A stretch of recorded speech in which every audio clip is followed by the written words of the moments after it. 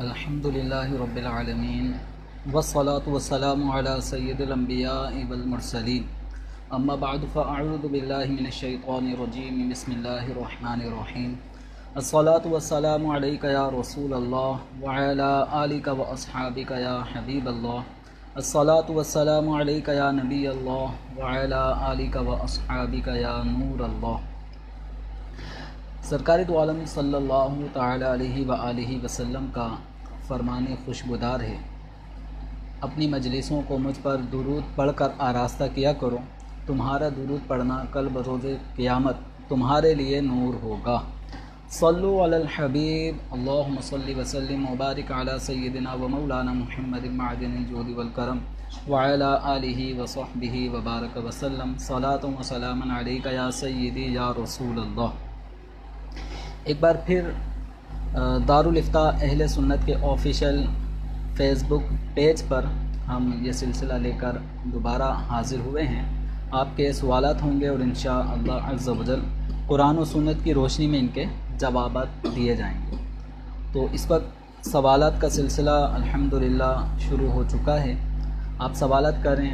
اور کوشش کریں کہ مختصر سوال ہو، اور اگر اردو میں لکھیں تو یہ زیادہ ایک بیسٹ صورت ہوگی تاکہ پڑھ کر بآسانی جواب دینے میں آسانی رہے گی۔ اور بہت زیادہ طویل اگر آپ سوال لکھیں گے تو چونکہ یہ اس وقت لائیو ایک سلسلہ جاری ہے تو اس میں پورے سوال کو پڑھنا پھر اس کو جواب دینا یہ ایک لینتھی معاملہ ہوگا، تو اس لیے مختصر اور شارٹ کٹ سوالات ہوں، اور ان سوالات میں جو آپ پوچھنا چاہتے ہیں وہ مدعا وہ ذکر کریں، تو انشاءاللہ عز و جل آپ کے جوابات کو سلسلے میں شامل کرنے کی کوشش رہے گی۔ ایک سوال یہ کیا گیا ہے کہ تسبیح کس ہاتھ پر پڑھنی چاہیے؟ تو دیکھیں، تسبیح اللہ تبارک و تعالیٰ کا ذکر ہے، اور تسبیح کرنے میں ہاتھوں کا استعمال کرنا بلا شبہ جائز ہے۔ تسبیح جو دانوں والی ہوتی ہے وہ پکڑ کر بھی تسبیح کر سکتے ہیں، اسی طرح جو تسبیح کے دانے ہوتے ہیں جو عام طور پہ کسی چادر پہ پھیلا دیے جاتے ہیں اور ان کو اٹھا کر بھی پڑھا جاتا ہے، تو یا انگلی پر تسبیح پڑھی جاتی ہے جو انگلی پہ نشانات ہیں، تو ہر طرح سے تسبیح پڑھنے کا یہ انداز جائز ہے۔ اب رہا یہ کہ کون سے ہاتھ سے پڑھنی چاہیے، تو ممانعت کسی بھی ہاتھ سے تسبیح پڑھنے کی نہیں ہے، تو سیدھے ہاتھ سے پڑھیں یا الٹے ہاتھ سے پڑھیں، البتہ کوئی بھی تکریم والا کام اگر وہ سیدھے ہاتھ سے کیا جائے تو یہ زیادہ بہتر ہوتا ہے، تو اس لیے اگر تو کوئی تسبیح پڑھ رہا ہے اور سیدھے ہاتھ کو وہ استعمال کرتا ہے تو یہ ایک جائز معاملہ ہے، بہتر معاملہ ہے۔ لیکن اگر کوئی الٹے ہاتھ سے بھی تسبیح پکڑ کے تسبیح پڑھ رہا ہو یا سیدھے ہاتھ سے دانہ لے کر یوں اس طرف سیدھے ہاتھ کی طرف کرتا ہو تو یہ زیادہ بہتر صورت ہے، لیکن اگر کوئی الٹے ہاتھ کی طرف دانہ گرا رہا ہے تسبیح کے پڑھتے ہوئے تو یہ صورت بھی جائز ہے۔ اس میں کوئی اعتراض وارد کرنے والا کوئی پہلو نہیں ہے، جیسے بعض لوگ اس موقع پر اعتراض کر بیٹھتے ہیں، اور مطلب جو تسبیح پڑھ رہا ہوتا ہے اس کو ایسا لگتا ہے جیسے اس نے کوئی گناہ کا کام کر دیا، تو ایسا نہیں ہے۔ ایک اور سوال ہمارے سے پوچھا گیا ہے کہ رات میں کنگھی کرنا، ناخن کاٹنا کیسا ہے؟ تو رات ہو یا دن ہو، کنگھی کرنا یا ناخن تراشنا دونوں کام جائز ہیں، اس میں کوئی ناجائز کا یا کراہت کا پہلو نہیں ہے۔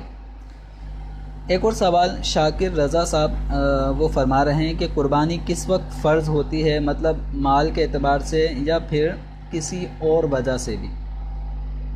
شریعت مطہرہ نے قربانی کے وجوب میں چند باتوں کا لحاظ فرمایا ہے، اور جب وہ چند امور جو قربانی کے واجب ہونے کے شرائط ہیں وہ جب پائے جاتے ہیں تو پھر قربانی ایک مسلمان پر واجب ہو جاتی ہے۔ تو ان امور میں مال کو ایک بنیادی حیثیت حاصل ہے کہ اگر کوئی شخص عاقل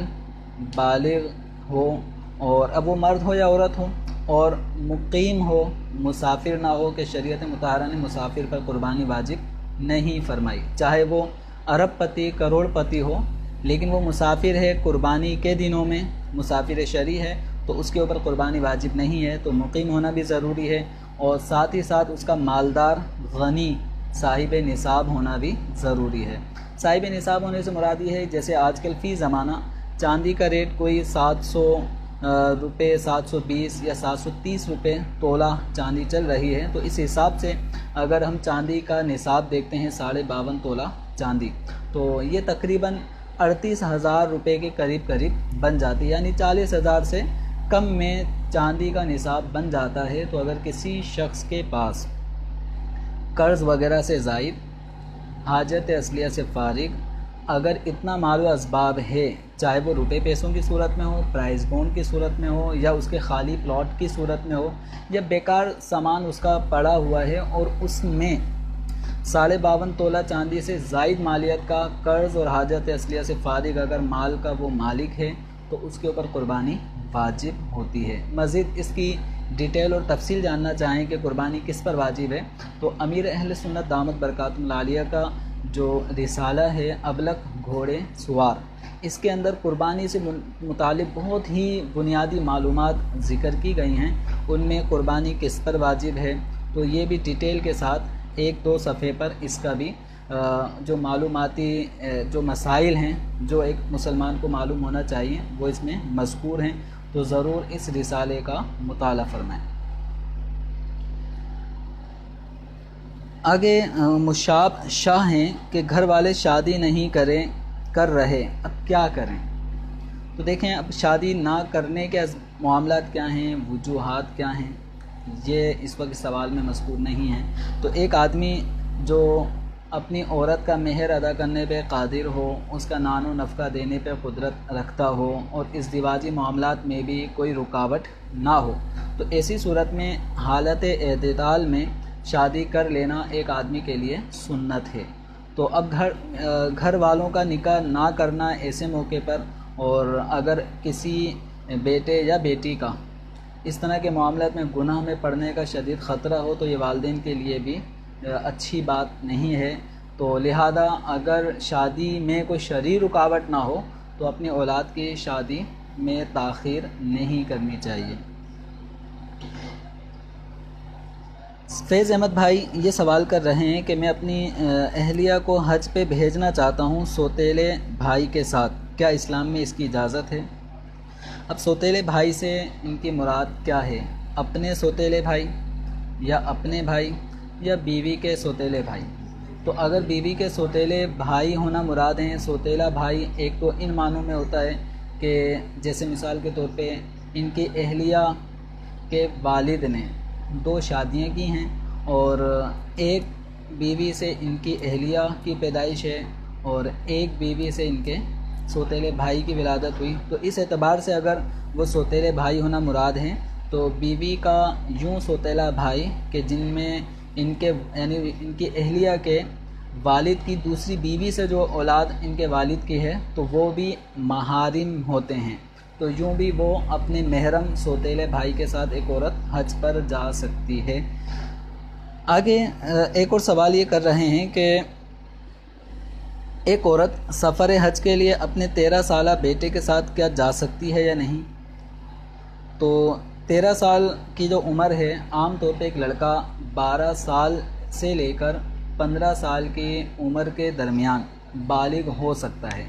تو اگر 13 سال کا وہ لڑکا ہے اور وہ بالغ اگر ہو چکا ہے تو بلا شبہ اس کے ساتھ سفر حج پر جانے میں حرج نہیں ہے، جبکہ وہ اس اپنی والدہ کی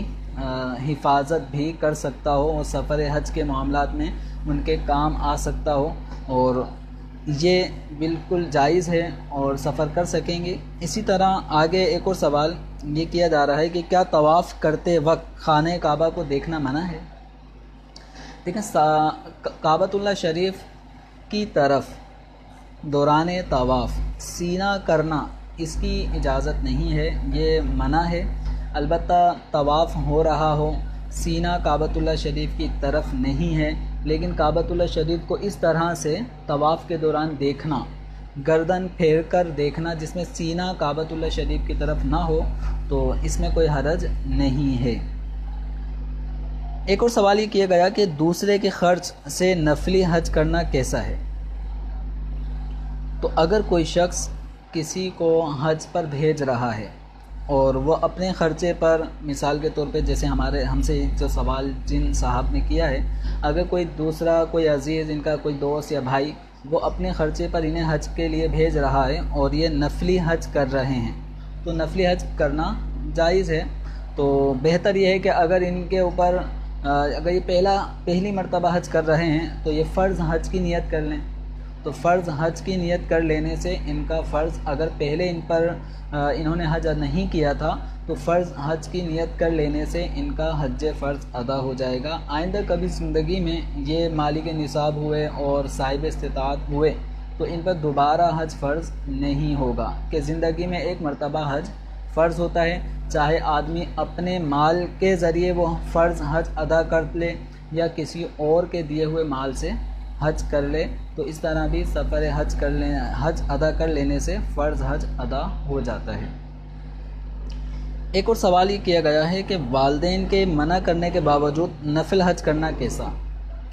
تو دیکھیں، فرض حج کی ادائیگی میں اگر والدین روکتے ہیں تو اولاد ان کی بات نہیں مانے گی اور فرض حج کی ادائیگی اولاد کے اوپر لازم رہے گی۔ لیکن نفلی حج، چونکہ ایک مرتبہ زندگی میں حج فرض تھا، وہ اگر کسی نے ادا کر لیا ہے، اب وہ دوبارہ سے بارہ وہ حج کی ادائیگی کے لیے جانا چاہتا ہے تو اس کا یہ حج نفلی ہے، اور والدین اگر نفلی حج سے منع کرتے ہیں تو پھر اولاد کو ان کی اطاعت کرنی ہوگی اور وہ ان کی اجازت کے بغیر سفر حج کا نہیں کرے گا۔ اگر کوئی کرتا ہے تو اس میں والدین کی دل آزاری ہونے کی وجہ سے، ان کی نافرمانی ہونے کی وجہ سے، ان کو تکلیف پہنچنے کی وجہ سے یہ شخص گناہ گار بھی ہوگا۔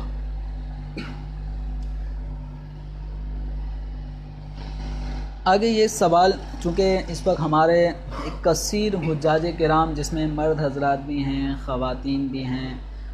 اپنے محارم کے ساتھ بھی ایک آدمی سفر حج پر اس وقت موجود ہیں اور الحمدللہ کعبۃ اللہ شریف کے دیدار سے اپنی آنکھوں کو منور کر رہے ہیں اور سینے روشن ہو رہے ہیں، کعبۃ اللہ شریف کا وہ منظر ان کی نگاہوں کے سامنے ہے۔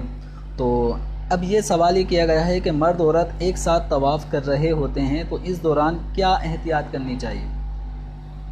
تو دیکھیں، طواف کرنے کے وقت ایک آدمی، چونکہ جب وہ طواف کے حصے میں، جس کو مطاف کہا جاتا ہے، جب کوئی طواف کر رہا ہے تو اس میں کوئی ایسی الگ سے رو نہیں بنی ہوئی کہ ان لائنز میں خواتین وہ طواف کریں اور ان میں مرد حضرات طواف کریں، بس سب ایک ساتھ ہی کر رہے ہوتے ہیں۔ تو اس میں ایک مرد کو اس بات کا خاص اہتمام کرنا ہے کہ طواف کے دوران کسی عورت سے اس کا جسم مس نہ ہو۔ اسی طرح خواتین جو طواف کر رہی ہیں تو ان کی بھی یہ ذمہ داری بنتی ہے کہ وہ مردوں کے اندر جہاں مطلب زیادہ مرد حضرات ہیں تو اس حصے میں وہ طواف کرتے کرتے وہاں نہ جائے، بلکہ تھوڑا سا سائڈ کی طرف نکل جائے جہاں مرد حضرات نہیں ہیں۔ تو طواف کے دوران اس طرح کعبۃ اللہ شریف کو نہ پیٹھ ہو، نہ کعبۃ اللہ شریف کی طرف یعنی سینہ ہو، تو اس طرح کراس میں اگر ہوتے ہوتے دائیں بائیں اگر جیسی جگہ ملتی ہے تو آدمی طواف کے دوران چل سکتا ہے۔ مرد عورتوں کے ساتھ اختلاط کرتے ہوئے نہ چلیں، اسی طرح عورتیں مردوں میں گھس کر طواف نہ کریں۔ ہاں، اگر خود بخود ایسا ایک موقع آ گیا کہ مرد عورت یوں آپس میں ایک دوسرے کے قریب ہو چکے اور آدمی بے بس ہوا، تو اس میں اپنی نیت کو بالکل خالص رکھنا ہے، اللہ تعالیٰ کا خوف پیش نظر رکھنا ہے۔ آپ ایسی مقام پر ہیں کہ جہاں پر اگر ایک نیکی کی جاتی ہے تو اس کا ثواب 1,00,000 گنا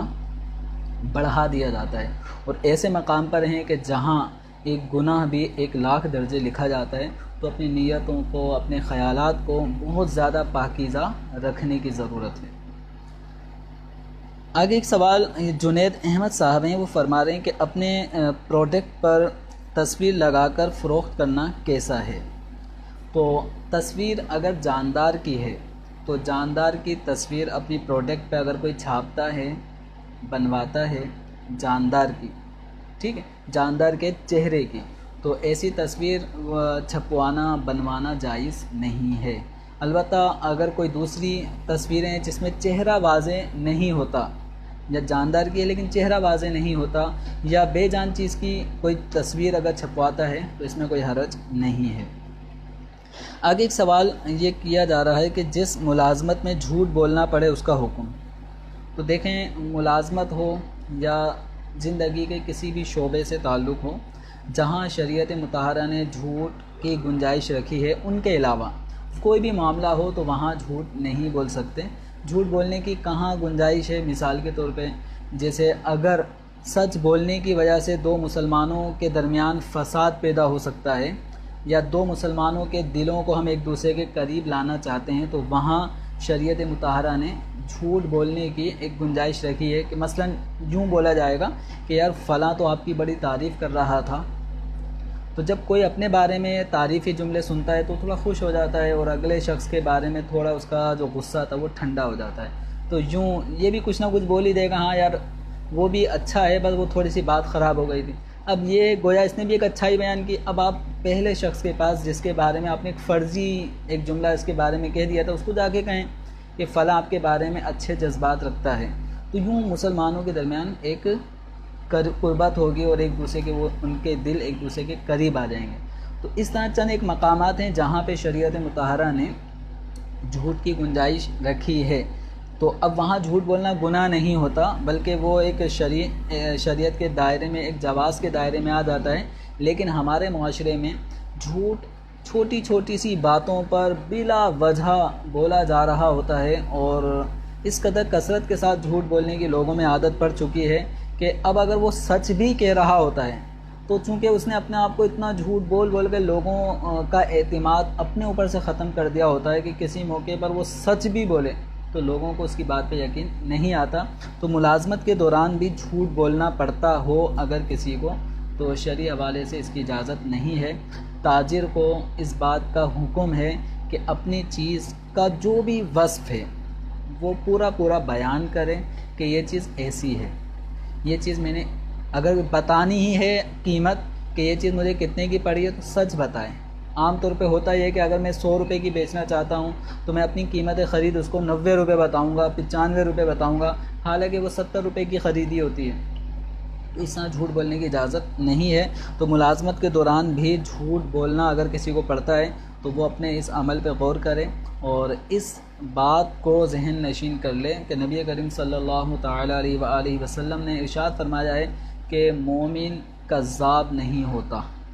مومن جھوٹ نہیں بولتا، جھوٹے پر اللہ تبارک و تعالی کی لعنت ہے۔ تو اپنے اس کردار پہ غور کریں کہ ایک ملازمت کے چکر میں ایک ملازمت کو برقرار رکھنے کے معاملے میں جھوٹ بول بول کر اللہ تبارک و تعالی کی رحمت سے کہیں دور تو نہیں ہو رہا۔ اور نبی کریم صلی اللہ تعالی علیہ وسلم نے جو کذاب شخص کے بارے میں فرمایا ہے کہ جھوٹ آدمی کو یہ بالآخر جہنم تک لے جاتا ہے، حدیث مبارکہ کا یہ خلاصہ ہے۔ تو لہذا جھوٹ سے اپنے آپ کو بچائیں، چاہے وہ ایک دن کے بچے کا معاملہ ہو اس سے بھی جھوٹ نہ بولیں، اپنے گھر کے فیملی ممبرز کے جو معاملات ہیں ان میں بھی جھوٹ نہ بولیں کہ بالآخر ایک جھوٹ کو چھپانے کے لیے آدمی کو 100 جھوٹے بنانے پڑ رہے ہوتے ہیں، لیکن بالآخر وہ بات عیاں ہو جاتی ہے اور یہ جھوٹ کا سارا جال ختم ہو جاتا ہے۔ تو لہذا اپنے معاملات کو سچائی پہ مبنی رکھیں۔ ایک سوال عارف محبوب صاحب کر رہے ہیں کہ ٹھیکیدار کو رقم تاخیر سے ملے مگر اضافے کے ساتھ تو اس کا لینا کیسا ہے؟ تو اب یہ ٹھیکیدار صاحب کو جو بھی انہوں نے کوئی کام کا ٹھیکہ لیا ہے اور ایک اجرت طے کی تھی کہ اتنے کام کی میں اتنی اجرت لوں گا، وہ کام یہ کر چکے ہیں لیکن وقت پہ ایک ٹھیکیدار کو اس کی اجرت نہیں مل رہی، تو ایسی صورت میں اب جس نے کام لیا ہے جو کام کروا رہا تھا وہ اپنی خوشی سے اگر زیادہ اجرت دینا چاہتا ہے تو دے سکتا ہے، لیکن ٹھیکیدار کا یہ کہنا اس زاویے سے دیکھیں کہ اگر ٹھیکیدار یہ کہتا ہے کہ میری جو بھی اجرت بنتی تھی وہ 1 لاکھ روپے بنتی تھی لیکن آپ نے مجھے 6 مہینے تک آپ نے نہیں دیے تو اب آپ 1,20,000 روپے دیں گے، تو یہ ٹھیکیدار کو 1 لاکھ روپے اگر اجرت طے ہوئی تھی تو اس سے 1 روپیہ زیادہ مانگنا بھی ٹھیکیدار کا جائز نہیں ہے۔ البتہ جس نے کام کروایا ہے، کام ہو چکا ہے، اجرت دینا اس پہ لازم تھی اور اس نے وقت پہ ادا نہیں کی تو وہ اپنی خوشی سے اگر بغیر ٹھیکیدار کے مجبور کیے وہ اپنی خوشی سے اجرت میں اضافہ کر کے دے رہا ہے تو یہ اچھی ایک بات ہے، اس میں شرعاً کوئی قباحت نہیں ہے، اس میں کوئی سود کا پہلو بھی نہیں ہے۔ البتہ ٹھیکیدار وہ زیادہ تنخواہ کا مطالبہ نہیں کر سکتا۔ شکیل صاحب ہیں، وہ فرما رہے ہیں کہ پیسے دے کر حاضری لگوانا کیسا ہے؟ تو یہ پیسے دے کے حاضری لگوانا، اس کا مطلب یہی سمجھ میں آ رہا ہے کہ بعض ادارے ایسے ہیں، سرکاری ادارے یا پرائیویٹ ادارے بھی ہو سکتے ہیں، کہ جہاں پر جو حاضری لگانے والے افراد ہوتے ہیں، منشی وغیرہ یا ناظم منتظم جو بھی ہوتے ہیں، تو ان سے وہاں کام کرنے والوں کی تھوڑی سی یہ ساز باز ہو جاتی ہے، اور یہ آپس میں کمٹمنٹ ہو جاتی ہے کہ میں اگر لیٹ بھی آؤں تو آپ نے جیسے 9 بجے سے 5 بجے تک کا ٹائم ہے تو آپ 9 بجے لکھ دینا، بھلے وہ 11 بجے آ رہا ہو، بھلے وہ 12 بجے آ رہا ہو، بھلے وہ نہیں آ رہا ہو، تو وہ 9 بجے لکھنے کا یا غیر حاضر کو حاضر لکھنے پر یہ اس منتظم، ناظم یا منشی کو کچھ نہ کچھ پیسے دینے کا سلسلہ ہوتا ہے۔ تو یاد رکھیں یہ رشوت ہے، یہ لینے دینے کا جو بھی سلسلہ ہے یہ رشوت ہے، رشوت حرام ہے، جہنم میں لے جانے والا کام ہے۔ تو لہذا رشوت لینے والا، دینے والا، دونوں کے بارے میں جہنم کی وعید حدیث مبارکہ میں بیان کی ہے۔ تو اس عمل سے مسلمانوں کو رک جانا چاہیے۔ ایک کثیر تعداد اس کام میں مبتلا ہے کہ وہ ڈیوٹی پہ نہیں جاتے لیکن حاضری مکمل لگوا رہے ہوتے ہیں، اور بیچ میں جو بھی فرد ہے جو اس معاملے میں ان کی مدد کرتا ہے تو اس پہ وہ رشوت لے رہا ہوتا ہے۔ تو یہ رشوت لینا بھی ناجائز، دینا بھی ناجائز۔ اور دوسرا اس میں ایک پہلو یہ بھی ہے کہ جب ایک آدمی نے وقت پورا دیا ہی نہیں ہے، جب وہ ڈیوٹی پر کسی دن آیا ہی نہیں ہے اور اس دن کی رخصت اس کو ملی بھی نہیں تھی، تو اب وہ جو اس دن کی تنخواہ حاصل کر رہا ہے یا کم وقت دیا ہے اور پورے وقت کی تنخواہ لے رہا ہے، تو تنخواہ کا وہ اضافی حصہ جو کام کیے بغیر اس نے حاصل کیا ہے، اس پر لازم ہے کہ وہ اس ادارے کو واپس کرے۔ اس تنخواہ کے اضافی حصے کو جو کٹوانا لازم تھا نہیں کٹوایا، حاصل کر لیا، اس کو اپنے کام میں استعمال کرنا، تصرف میں لانا ناجائز اور حرام ہے۔ ایک سوال رضوان صاحب ہیں، تو وہ فرما رہے ہیں کہ جانوروں کا شکار کرنا کیسا ہے؟ لیکن جانوروں کا شکار کرنا ایک ضرورت کے تحت ہوتا ہے، جیسے کہ مثال کے طور پہ ہمارے مچھلیاں جو ہمیں بازاروں میں ملتی ہیں، تو اس کے پیچھے ایک پورا ایک سسٹم ہے مچھیروں کا کہ وہ مچھیرے شکار کرتے ہیں۔ اسی طرح دیگر حلال جانور ہیں، ان کا بھی شکار کیا جاتا ہے، اور ان کا گوشت یا وہ جانور حلال وہ ذبح شرعی کرنے کے بعد پھر مارکیٹ میں بکتے ہیں۔ تو اگر ایسا کوئی سلسلہ ہے تو اس میں شرعاً حرج نہیں ہے۔ البتہ شکار کھیلنا جس کو کہا جاتا ہے، جیسے بعض پکنک پہ جا رہے ہوتے ہیں تو ساتھ ہی ساتھ وہ شکار کھیلنے کے لیے جا رہے ہوتے ہیں، جب ان کو کہا جائے کہ آپ کو مچھلی کھانی ہے، مچھی سی اچھی مچھلی آپ کو پرووائڈ کرتے ہیں، لیکن وہ کہتے ہیں نہیں ہمیں خود ہی پکڑنی ہے، اس میں پھر وہ جانور پہ ظلم بھی ہو رہا ہوتا ہے۔ تو لہذا شکار کھیلنا جائز نہیں ہے۔ شکار اگر کوئی کر رہا ہے، اس کی روزی، اس کی کمائی اسی سے وابستہ ہے، تو وہ شکار کر سکتا ہے، جبکہ شکار کے اپنے بنیادی ضروری مسائل ہیں، ان کا سیکھنا بھی شکار کرنے والے کے لیے ضروری ہے۔ ایک سوال یہ کہ حج کون کون سے دن ہوتا ہے؟ تو حج کون کون سے دن ہوتا ہے، اس سوال کا جو میں سمجھ پایا ہوں وہ یہ ہے کہ ایام حج جو عام طور پہ معروف ہیں وہ کون سے ہیں؟ تو عام طور پر حج تمتع میں پہلے عمرہ کر لیا جاتا ہے، پھر جب 8 ذی الحجہ جب آتی ہے تو 8 ذی الحجہ کو حج کا احرام باندھا جاتا ہے۔ تو 8 ذی الحجہ، 9 ذی الحجہ، 10، 11، 12، تو یہ عام طور پہ 5 دن وہ ہوتے ہیں جس میں حج کے جو مناسک ہیں، جو افعال ہیں، ان میں کچھ سنتیں ہیں، کچھ واجبات ہیں، کچھ حج کے فرائض ہیں، تو یہ کام ان 5 دنوں میں کیے جاتے ہیں۔ اس کو ایام حج بھی کہا جاتا ہے۔ آگے ایک سوال کیا جا رہا ہے کہ ضرورت کے لیے پاسپورٹ سائز فوٹو کھینچنا کیسا ہے؟ تو اگر ضرورت پڑ رہی ہے، کسی کو حج کا معاملہ ہے یا NIC بنوانا ہے، شناختی کارڈ بنوانا ہے، یا اپنے گھر میں گیس بجلی کا وہ میٹر لگوانا ہے، تو اور اس طرح کی جو ضروری اشیاء ہیں، جیسے مکان کرائے پر لینا ہے تو اس کے لیے بھی بعض اوقات وہ فارم کاغذات بنائے جاتے ہیں، تو ان صورتوں میں بھی وہ NIC وغیرہ کی یا کچھ نہ کچھ تصاویریں لگتی ہیں۔ تو اگر اس طرح کی ضروری اشیاء ہیں جن میں بعض ضرورت کی ہیں، بعض حاجت کی ہیں، بعض منفعت کی ہیں، تو اس حوالے سے تصویر کھنچوانے کی شریعت مطہرہ میں گنجائش رکھی گئی ہے۔ نعیم عطاری ہیں کہ امامہ شریف کا ایک پیچ آئے سر پر تو باندھنا جائز ہے۔ تو دیکھیں امامہ شریف ایک پیچ پر مشتمل نہیں ہوتا، کم از کم امامہ شریف کی جو لمبائی ہے وہ 2.5 گز ہے، اور زیادہ سے زیادہ یہ 5 گز بھی ہو سکتی ہے۔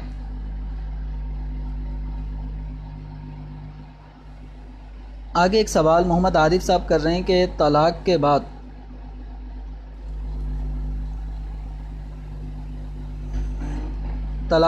یعنی محرم سے بات کر سکتے ہیں نہیں، اور فون کے ذریعے بات کر سکتے ہیں نہیں، میسیج کے ذریعے بات کر سکتے ہیں نہیں۔ تو غالباً ان کا سوال یہ ہے کہ طلاق کے بعد جو عدت ہوتی ہے تو اس عدت کے اندر ایک عورت بات کر سکتی ہے کسی سے یا نہیں۔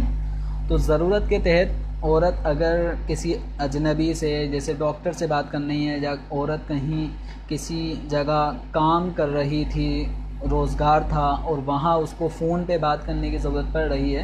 تو ضرورت کے تحت یا کوئی شرعی مسئلہ کسی عورت کو اپنا پوچھنا ہے، تو ضروری مسائل کے لیے ایک عورت اجنبی شخص سے ضرورت کی حد تک بات کر سکتی ہے۔ بلا ضرورت ایک عورت کو اجنبی مردوں سے نہ عدت کے اندر، نہ عدت سے پہلے، نہ عدت کے بعد، تو یہ ذہن میں رکھ لیں کہ عورت کا بلا ضرورت کسی اجنبی سے کلام کرنا یہ منع ہے۔ جہاں ضرورت پائی جائے گی تو وہاں گنجائش ہے۔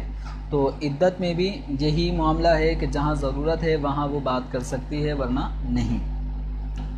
آگے ایک سوال یہ کیا جا رہا ہے کہ بغیر وضو کیے پورے جسم پر پانی بہانے سے بھی کیا وضو ہو جاتا ہے؟ تو بغیر وضو کیے کا مطلب یہ ہے کہ ایک آدمی کا وضو کرنے کا ارادہ نہیں ہے، وہ ویسے ہی جاتا ہے، وہ شاور کے نیچے کھڑا ہو جاتا ہے، وہ پورا اچھی طریقے سے جس طرح غسل کرنا ہوتا ہے وہ اس نے غسل کر لیا ہے۔ اب اس غسل کرنے میں چہرہ بھی دھل گیا، اس کے دونوں ہاتھ کونیوں سمیت بھی دھل گئے، سر پہ بھی پانی پڑنے کی وجہ سے مسح ہو گیا، اور پاؤں بھی دھل گئے ہیں، تو ایسی صورت میں اس شخص کا وضو ہو جاتا ہے۔ ایک سوال،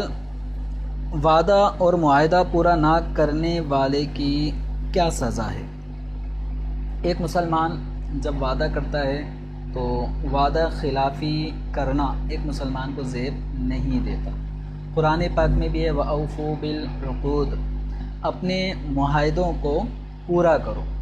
تو ایک مسلمان کی شان نہیں ہے کہ کوئی معاہدہ کرے اور بلا عذر شرعی اس معاہدے سے پھر جائے۔ آگے ایک سوال شبیر صاحب کر رہے ہیں کہ کیا ہم اپنے بیٹے کا نام صرف ہادی رکھ سکتے ہیں؟ تو ہادی کا جو لفظ ہے یہ نبی کریم صلی اللہ علیہ وسلم کے صفاتی ناموں میں سے بھی ہے، اور اللہ تبارک و تعالیٰ کے صفاتی ناموں میں سے بھی ہے۔ تو اگر کوئی محمد ہادی نام رکھنا چاہتا ہے تو یہ بھی رکھ سکتا ہے، عبد الہادی نام رکھنا چاہتا ہے تو اس وقت اس کا معنی یہ ہوگا اللہ تعالیٰ کا بندہ، اللہ تعالیٰ جو ہدایت دینے والا ہے اس کا بندہ۔ یہ عبد الہادی نام یہ بھی رکھ سکتے ہیں، اور صرف ہادی احمد یا محمد ہادی یا صرف ہادی یہ نام بھی رکھا جا سکتا ہے۔ لیکن اگر کسی نے عبد الہادی نام رکھا ہو، اس کے بچے کا نام اس نے عبد الہادی رکھا ہے، تو اب ایسی صورت میں اس بچے کو صرف ہادی کہہ کر پکارنا یہ منع ہے، کیونکہ اس بچے کو آپ نے عبد الہادی نام رکھا ہے، اس کا مطلب اللہ تعالیٰ جو کہ ہدایت دینے والا ہے اس کا بندہ۔ تو یہاں پہ لفظ ہادی پھر اللہ تعالیٰ کے لیے استعمال ہو رہا ہے، تو اب اس بچے کو صرف ہادی کہہ کر نہ پکارا جائے۔ ایک سوال یہ کیا گیا ہے کہ کیا قربانی کے بڑے جانور میں 5 برابر حصے کیے جا سکتے ہیں؟ بلا شبہ کر سکتے ہیں۔ یہ ضروری ہے کہ ایک بڑے جانور میں 7 سے زیادہ افراد شریک نہ ہوں، 7 سے کم 6، 5، 4، 3، 2، بلکہ ایک آدمی اکیلا پورا بڑا جانور کر سکتا ہے۔ زیادہ سے زیادہ گنجائش وہ صرف 7 افراد کی ہے کہ ایک بڑا جانور، اونٹ، گائے، بیل، بھینس وغیرہ جن کی قربانی جائز ہے، ان بڑے جانوروں میں صرف 7 افراد زیادہ سے زیادہ شریک ہوں گے، کم کی طرف کوئی لیمٹ خاص نہیں ہے۔ ایک سوال یہ کیا گیا کہ کن جانوروں کی قربانی کرنا جائز نہیں؟ تو چونکہ قربانی کے دن بھی قریب ہیں تو اس حوالے سے بھی لوگ سوالات کر رہے ہوتے ہیں۔ تو وہ جانور جن کی قربانی جائز ہے ان کو اگر ہم ذہن میں بٹھا لیں گے تو ان کے علاوہ جتنے بھی جانور ہوں گے وہ سب خارج ہو جائیں گے۔ اونٹ، گائے، بیل، بھینسا، اسی طریقے سے بکری، دمبا، بھیڑ وغیرہ، یہ چند کیٹیگری ہیں۔ یہ 3 قسم کے جانور ہوتے ہیں۔ تو ان میں سے ایک جانور وہ اونٹ ہے، دوسرا گائے ہے، تیسرا بکری کے ضمن میں بکرا، دمبا، بھیڑ، یہ سب چیزیں آ جاتی ہیں۔ تو لہذا اس صورت میں دمبا، بھیڑ وغیرہ ان کی قربانی ہو سکتی ہے۔ اب ان کے علاوہ جو جانور ہیں، مثال کے طور پہ زیبرا ہے، زرافہ ہے، یہ جنگلی جانور ہیں۔ اسی طرح جنگلی بھینسا ہے، نیل گائے جس کو کہا جاتا ہے، نیل گائے، اس کی قربانی نہیں ہوگی۔ ہرن، اس کی قربانی نہیں ہوگی کیونکہ وہ جنگلی جانور ہے۔ تو جنگل کے وہ جانور جو اگرچہ جن کا گوشت کھانا حلال ہو، قربانی کے اندر ان جانوروں کو قربان نہیں کر سکتے۔ حتیٰ کہ اگر ہم دیکھیں تو ہمارے یہاں پہ روزانہ لاکھوں کی تعداد میں مرغی کاٹی جا رہی ہوتی ہے، اس کا گوشت بک رہا ہوتا ہے، لوگ کھا رہے ہوتے ہیں، لیکن قربانی میں مرغی ذبح نہیں کر سکتے۔ تو قربانی کے طور پہ اگر کوئی مرغی ذبح کرے گا تو وہ گناہ گار ہوگا کہ شریعت مطہرہ نے جن امور میں یعنی قربانی کے لیے جو مخصوص جانور مقرر کیے ہیں ان کے علاوہ اگر کوئی جانور ذبح کرتا ہے اور قربانی کے طور پہ ادا کرتا ہے، وہ یہ سمجھتا ہے کہ اس کے ذریعے قربانی ہوگی، تو وہ شریعت پر اپنی رائے کو دخل دے رہا ہے۔ تو لہذا اس چیز کا خاص طور پہ خیال رکھنا ضروری ہے۔ قربانی کے گوشت کی تقسیم کیسے کی جائے؟ تو قربانی کے گوشت کی تقسیم، ایک تو یہ سوال کا ایک پہلو یہ بنتا ہے کہ اگر میں نے اپنے ایک جانور کو ذبح کیا ہے تو میں اب اس جانور کا گوشت کیسے تقسیم کروں؟ تو اس میں بہتر یہ ہے کہ قربانی کے جانور جو آپ نے اگر اپنا ایک جانور ذبح کیا ہے، چاہے وہ بکرا ہے یا ایک حصہ لیا ہے، تو جو گوشت آپ کو ملا ہے اس کے بہتر ہے کہ 3 حصے کریں۔ ایک حصہ اپنے گھر والوں کے لیے رکھ لیں جو آپ کے گھر والے کھائیں گے، اور ایک حصہ اپنے دوست و احباب میں جس میں گلی محلے کے افراد جان پہچان والے ہوتے ہیں ان کو دینے کے لیے رکھ لیں، اور ایک حصہ غریبوں میں تقسیم کرنے کے لیے رکھیں۔ ایک سوال یہاں پر یہ کیا گیا کہ قربانی کے جانور کو ذبح کرتے وقت کیا تکبیر پڑھتے ہیں؟ تو جانور کو جب ذبح کیا جا رہا ہوتا ہے یہ صرف قربانی کے جانور کے ساتھ ہی مخصوص نہیں ہے۔ آپ اپنے گھر کا علاوہ قربانی، عقیقے کا یا ویسے ہی کوئی بھی بکرا یا دمبا یا کوئی گائے یا مرغی ہی ذبح ہو رہی ہو تو اس کسی بھی حلال جانور کو ذبح کرتے وقت اس کے اوپر پڑھا جائے گا بسم اللہ اللہ اکبر۔ تو یہ پڑھتے ہوئے اس جانور کو ذبح کیا جائے گا تو یہ جانور حلال ہوگا۔ ایک سوال یہ کیا گیا کہ قربانی کا گوشت ذخیرہ کرنے کے بارے میں شرعی حکم کیا ہے؟ تو یاد رکھیں قربانی کا گوشت یہ بالکل استعمال کیا جا سکتا ہے۔ اس کو کئی دنوں، کئی مہینوں تک بھی اگر کوئی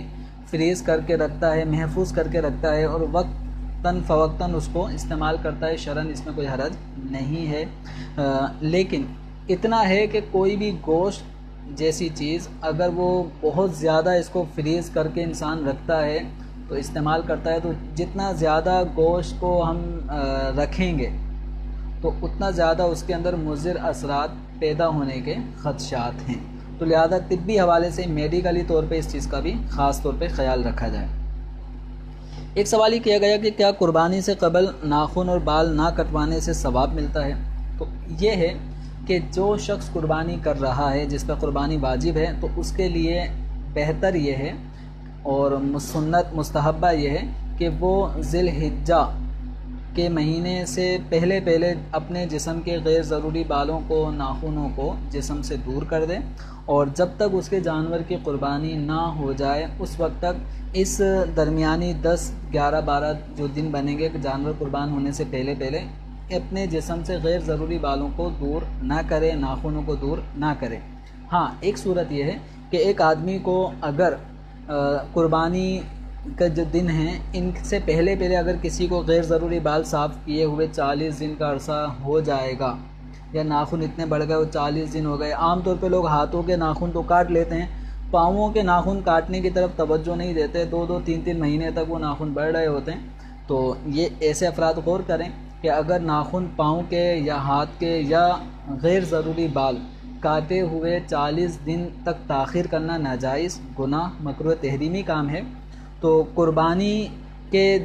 دن تک اب انتظار نہیں کیا جائے گا، بلکہ 40 دن پورے ہونے سے پہلے وہ کام کرنا ہوگا. اس کا خاص طور پہ خیال رکھیں.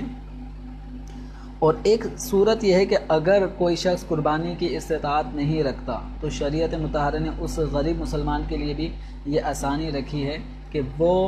ایام قربانی میں جہاں اور لوگ اپنے جانور ذبح کر رہے ہوں گے تو وہ بھی ذی الحجہ کے دنوں سے اپنے ناخن وغیرہ اور بال وغیرہ جو بیان کیا اس سے پہلے اس کے مطابق وہ نہ کاٹے، اور جب قربانی کے دن آئیں تو یہ بھی اپنے غیر ضروری بالوں کو دور کرے، اپنے ناخنوں کو ترش والے، تو انشاءاللہ اس عمل سے بھی اس کو قربانی کا ثواب ملتا ہے. یہ اس کے لیے ہے کہ جس پر قربانی واجب نہیں ہے، مالی پوزیشن نہیں، لیکن قربانی کا ایک ذوق شوق اس کو ہے کہ میں بھی قربانی کرتا، مجھے بھی قربانی کا ثواب ملتا. تو غریبوں کے لیے ان امور پر قربانی کرنے کا ثواب مل جاتا ہے. لیکن جس پر قربانی واجب ہے تو وہ آدمی قربانی ہی کرے گا، قربانی کرنے سے ہی اس کا واجب ادا ہوگا. ایک سوال یہ کیا گیا کہ عید کے دن مصافحہ اور معانقہ کی شرعی حیثیت کیا ہے؟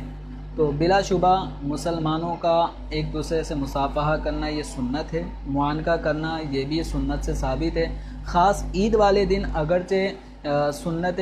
مبارکہ سے اس طرح کا معاملہ ثابت نہیں کہ آپ صلی اللہ تعالیٰ علیہ وسلم یوں مصافحہ معانقہ فرماتے، لیکن اتنا ضرور ہے کہ اس میں شرعی حوالے سے کوئی حرج، کوئی گناہ کی بات بھی نہیں ہے. تو اس میں اگر کوئی مصافحہ معانقہ کرتا ہے تو اس کو یہ نہیں کہہ سکتے کہ یہ کوئی حرام اور ناجائز کام ہو رہا ہے.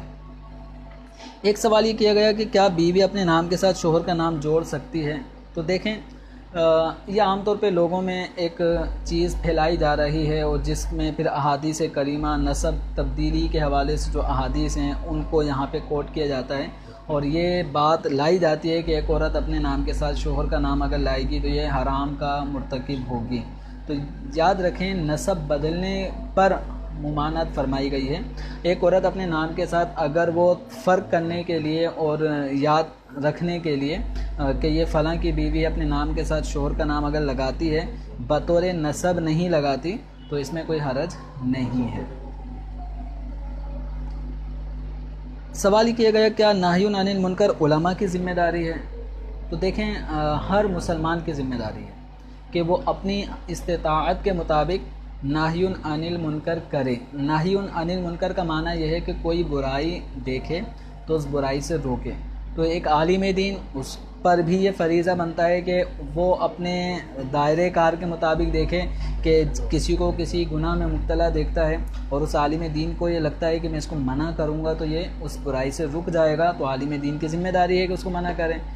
ایک عالم دین نہیں ہے، ایک عام آدمی ہے، عام مسلمان ہے، لیکن اس کو اتنا پتہ ہے کہ اگر میں اس مسلمان کو، اپنے دوست کو، اپنے بھائی کو برائی سے منع کروں گا تو یہ رک جائے گا،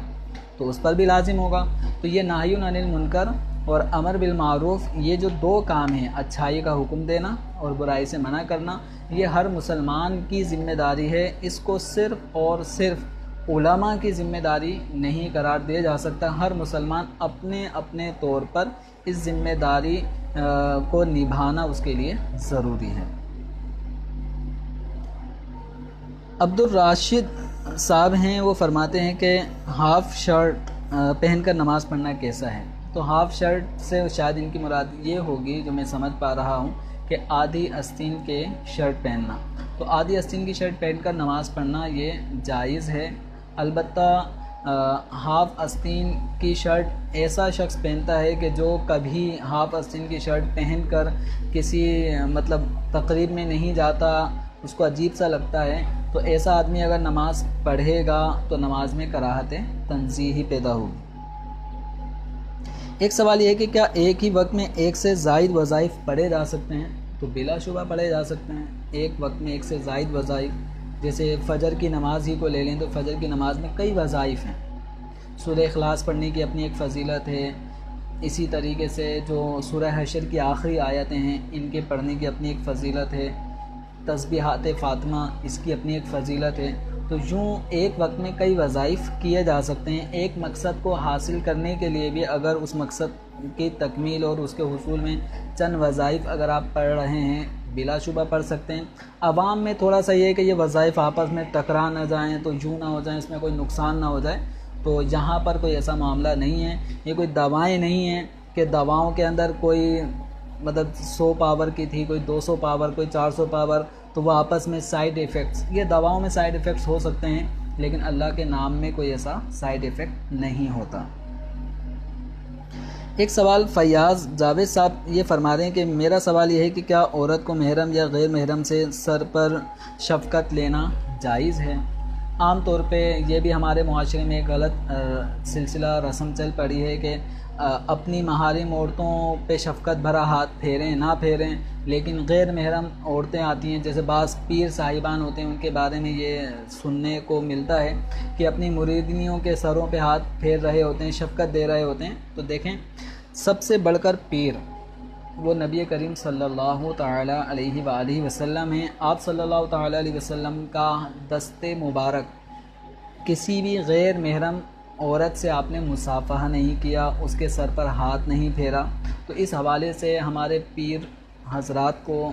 اور دیگر حضرات کو یا گھر کے خاندان کے بڑے لوگوں کو اس حوالے سے توجہ دینی چاہیے کہ ہر محرم غیر محرم کا فرق کیے بغیر وہ عورتوں کے سروں پہ ہاتھ پھیر رہے ہوتے ہیں، ان سے مصافحہ کر رہے ہوتے ہیں۔ تو اجنبی عورت سے، غیر محرم عورت سے مصافحہ کرنا، اس کے سر پہ ہاتھ پھیرنا، اس کے بالوں پہ ہاتھ پھیرنا یہ جائز نہیں ہے، ناجائز گناہ کا کام ہے۔ تو جو ایسا کام کرتے ہیں ان کو اس معاملے میں رک جانا چاہیے، اللہ تعالیٰ کی بارگاہ میں سچی توبہ کرنی چاہیے۔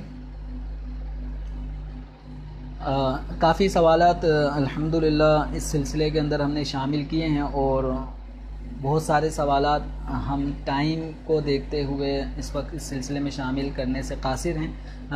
آپ مایوس نہ ہوں، دارالافتاء اہل سنت کا جس طرح سلسلہ آج جمعۃ المبارک کو ہوا ہے، اسی طرح یہ سلسلہ اتوار والے دن بھی ہوگا، اسی طرح یہ سلسلہ منگل والے دن بھی ہوگا۔ اپنے اپنے ٹائم شیڈول کے مطابق یہ سلسلے فیس بک پہ لائیو ہو رہے ہوتے ہیں۔ تو آپ سے گزارش ہے کہ دعوت اسلامی کے ساتھ بالکل بھرپور آپ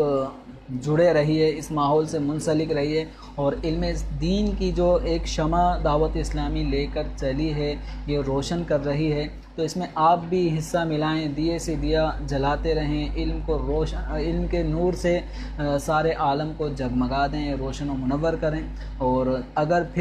کسی کا کوئی ایمرجنسی کوئی ایسا سوال تھا جو ہم آج کے سلسلے میں شامل نہیں کر سکے، تو ان کو ایک دوسرا ذریعہ یہ ہے کہ دارالافتاء اہل سنت کی ای میل سروس ہے، تو آپ ای میل سروس پر بھی اپنا سوال بھیج سکتے ہیں۔ وہ ای میل ایڈریس نوٹ کر لیں، darulifta@dawat-islami.net darulifta@dawat-islami.net۔ اس پہ آپ سوال کر سکتے ہیں۔ دعوت اسلامی کے فون نمبرز ہیں، لیکن فون نمبرز